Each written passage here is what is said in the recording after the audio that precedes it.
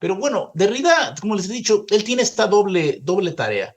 La primera es que Derrida se ha tomado muy en serio la idea de Heidegger de la destrucción de la historia de la ontología, parágrafo 6 de Ser y Tiempo, la destrucción de la historia de la ontología, pero también, como he dicho también la vez pasada, de la mano del otro concepto husserliano, que es el Abbau, que literalmente quiere decir deconstrucción o desconstrucción, que significa es un análisis regresivo que va interrogando los supuestos de los supuestos de los supuestos. O sea, ¿qué es lo que, o sea, cómo llegamos a este punto en el que se nos hace tan manifiesto, tan claro, tan evidente utilizar nociones como esencia, como verdad, incluso como método, objeto, sujeto y así sucesivamente?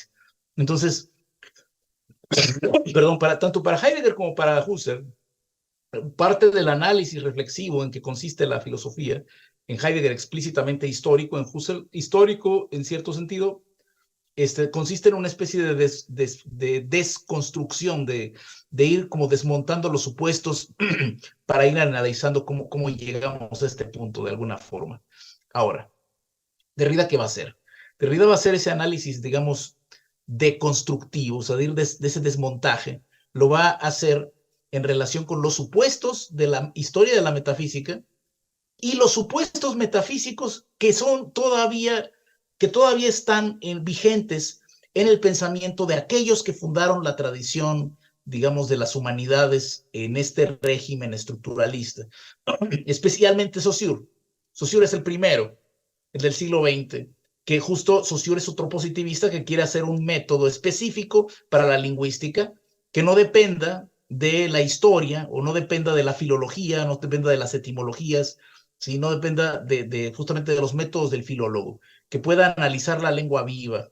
Y entonces, bueno, justo la idea de Saussure, como ustedes saben, es esta idea de, pues, primero empezar a entender el sistema de lengua como un sistema de diferencias donde los elementos toman su sentido en su relación diferencial con el resto de los elementos, y la arbitrariedad del signo lingüístico, que consiste justo en que los significantes y los significados en realidad son una relación arbitraria la que los une, no como, bueno, Platón, por ejemplo, en el Cratilo, que estaba tratando de buscar la etimología última, el sentido que finalmente se incorporara mejor al significado de la palabra y así. Bueno, no, en realidad dice eso, renunciamos, y más bien los significantes se construyen en relaciones diferenciales con otros signos y no por una instancia anterior. Sin embargo, dice Derrida, cuando Saussure define significado, dice esto, algo así como la imagen mental o concepto.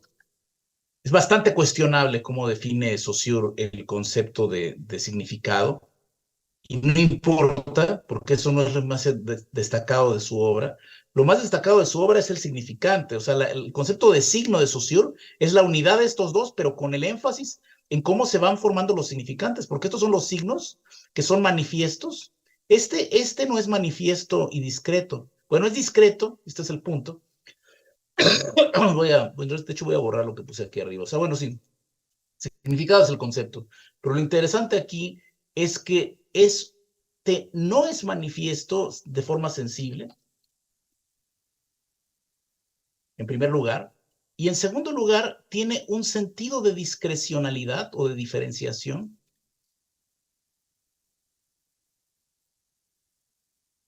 que no depende de su relación con otros signos, con otros significados,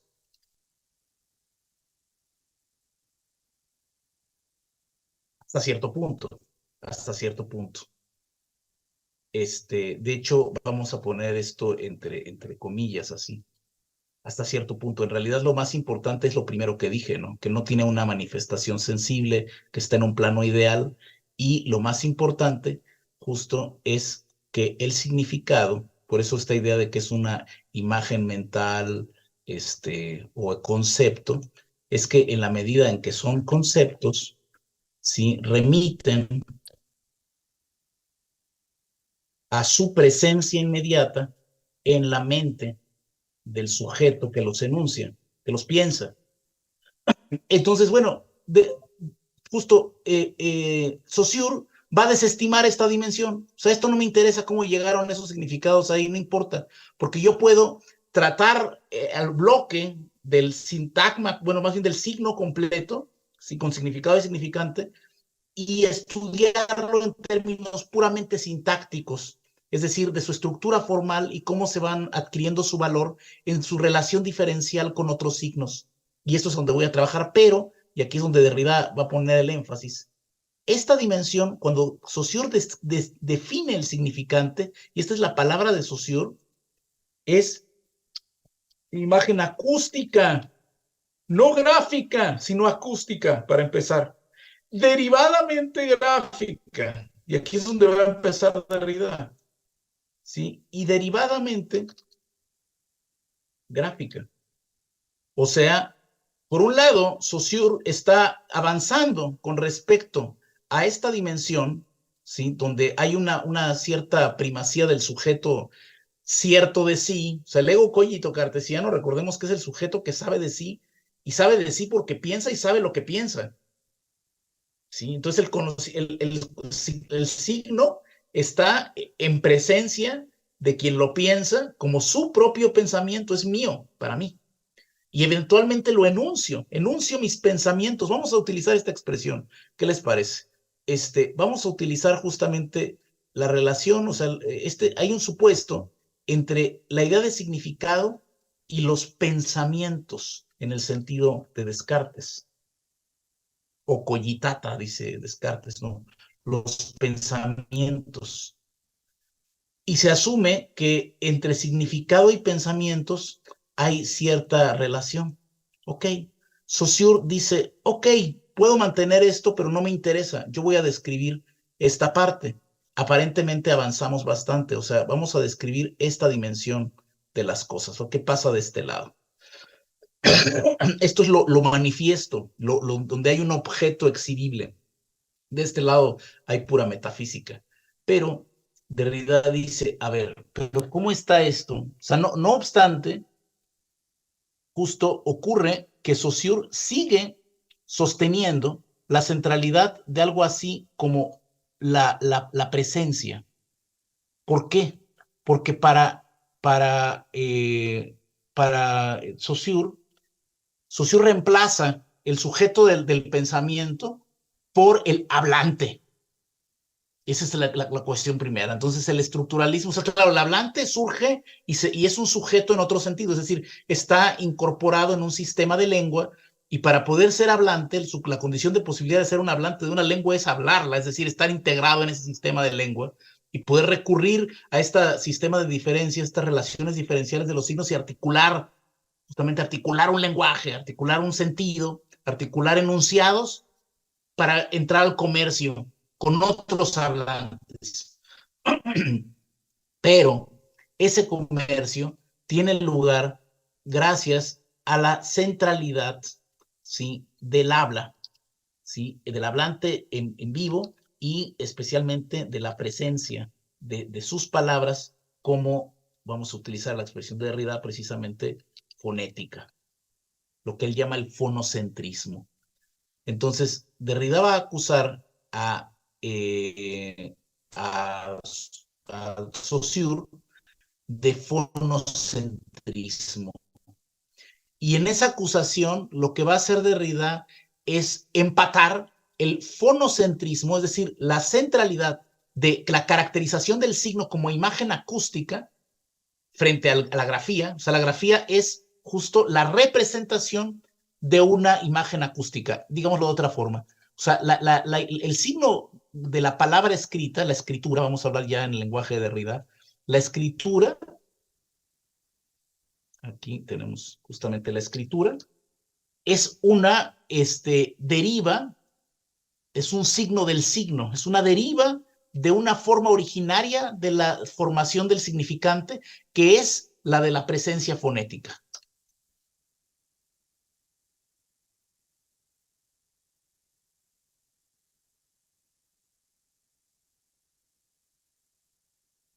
Esto es lo que de alguna manera está presupuesto. Si esto es un presupuesto,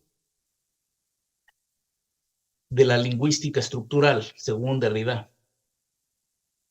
O sea, sí, llevaron esto bastante lejos del tema de las diferenciaciones, pero interpretaron el concepto de diferencia en un registro estático y además mantuvieron el presupuesto de la presencia y de la relación intrínseca entre estas dos dimensiones. O sea, este es el presupuesto. Esta dimensión, o sea, este punto, este de aquí, está estrechamente vinculado con este que es el supuesto de los supuestos de la metafísica, que es la identificación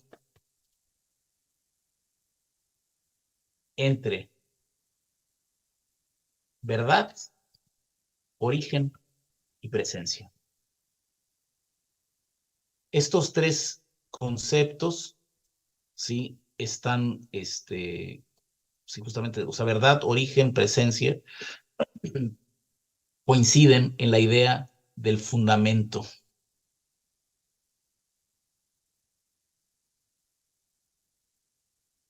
El fundamento se dice también razón, justamente, si logos, no olvidemos este punto, o sea, razón en el sentido de logos, y donde logos, como les he dicho varias veces, en otros contextos incluso, logos es pues la forma en la cual los antiguos, los griegos, se referían a algo o daban cuenta de algo sin necesariamente tener su presencia. O sea, es justamente a través del lenguaje, el logos apofántico lo que hace es dar a presencia algo, exhibirlo, ponerlo enfrente, mostrarlo. Entonces, o sea, lo que es verdadero es originario y permite ser exhibido en su presencia. Por ejemplo, vamos a poner un ejemplo súper simple.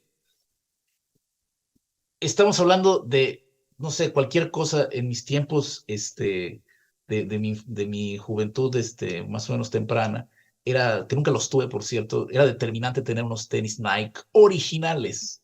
O sea, había que tener ese signo de la originalidad, está del lado de su autenticidad. O sea, los otros son chafas, falsos, copias, imitaciones. O sea, justo remiten a un original, remiten a un primero, son con respecto de él.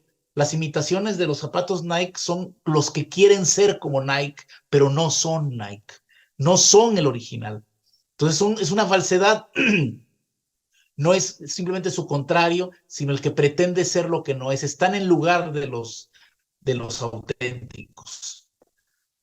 Entonces, y además justamente al estar en lugar de los auténticos, no es el auténtico en su presencia viva, sino que adquieren el carácter de un representante, ¿sí? De alguien que está en representación, así como cuando hablamos de los abogados, que dicen, vengo en representación de alguien más, ¿sí? Entonces vengo en nombre y representación de mi cliente, yo voy a hablar por él. Se tienen que referir a mí como si se refirieran a mi cliente, pero obviamente, o sea, es bajo el entendido que yo no soy el cliente. Esto es no poca cosa, sino la esencia del signo. O sea, los signos son precisamente lo contrario de la verdad, el origen y la presencia, porque el signo remite a algo que el signo no es el significado, sino su representante. El signo remite a una institución previa que coincide con la presencia viva del significado, con la primera enunciación, y a su vez remite a la presencia como la instancia en la cual aquello a lo que apunta el signo es verdadero o adquiere su significado precisamente, su significado. El signo históricamente, y esto es por ejemplo muy claro precisamente en el diálogo Cratilo, si no me recuerdo, cuando Platón recurre a la metáfora, bueno, a la explicación de la relación entre el significado y el significante. O sea, en realidad el primero que habló de esto fue Platón, como casi todo en esta vida. O sea, no fue Saussure, fue Platón. Y Platón dice que justo está el signo, sema, en griego, ¿sí? Y bueno, el significado, que es la idea, lo que significa, y él compara el signo con el cuerpo y al significado con el alma. ¿Y por qué con el alma? Porque precisamente el significado lo puedo pensar sin enunciarlo. Entonces hay una remisión a cierta interioridad. Vamos a poner estos conceptos aquí porque son importantes. Los signos, el significante es exterior y guarda una relación exterior y extrínseca. Esta es la palabra que quería, de hecho. O sea, cuando digo que no depende de su relación con otros para tener significado, lo que yo quise decir aquí arriba, de hecho vamos a borrarlo y vamos a volver a escribir todo aquí. Porque yo lo que quiero decir es que este es interior y tiene una relación intrínseca. O sea, no depende la formación de un significado de su relación con otros significados. Una vez que ha sido instituido, el significado puede, digamos, supuestamente presentarse como una unidad de determinaciones intrínsecas que vale para sí mismo. Y en cambio los signos lingüísticos, la R no significa nada, o sea, ni la R con la I, ¿sí? Tiene que estar la R con la I, con la O y enunciarse todas para decir río, y entonces ahora sí ya tiene significado esto, ¿se dan cuenta? O sea, requiere de su relación con otros signos, con una cierta configuración de diferencias, además, o sea, que sean capaces, de que seamos capaces de distinguir cada fonema y su forma de articularse para dar lugar a una unidad. Y esta unidad solamente tiene ese carácter en su relación diferencial con otros signos, no así con el significado. Entonces, esta supuesta relación interior intrínseca supone necesariamente la presencia frente, ¿sí?, a una relativa ausencia. El signo denuncia siempre una ausencia. ¿La ausencia de qué? Del significado. Y esto es lo que a Derrida le interesa. Entonces, pensemos estas duplas. Identidad frente a diferencia. La diferencia se dice, según este paradigma, la diferencia se dice de la identidad. El cuerpo está subordinado al alma, es su cárcel, su coraza, pero lo que le da su sentido es el alma que la habita. El alma habita al cuerpo y le da su carácter. Esencia es la pauta de la ausencia. La ausencia es de aquello que es presente, pero no hay presencia, pero hay presencia sin ausencia. O sea, la presencia no requiere la ausencia, supuestamente, para exhibir su propio carácter. Y en cambio, la ausencia es siempre subordinada y vicaria de la presencia. Lo exterior es subordinado y vicario del interior. ¿Por qué? Porque esa interioridad, en la medida en que es presente, no supone justo esta coraza exterior que está que hace alusión a aquello con respecto a lo cual hay una ausencia. Sin embargo, y aquí es donde está el punto, esta exterioridad, o sea, Saussure había avanzado bastante en poner el centro en esta exterioridad y olvidarse de esta dimensión. Sin embargo, el propio Saussure sigue mostrando o enfatizando la centralidad de la presencia del signo, toda vez que remite a la acústica, a la fonética, a la palabra hablada, en detrimento de la escritura.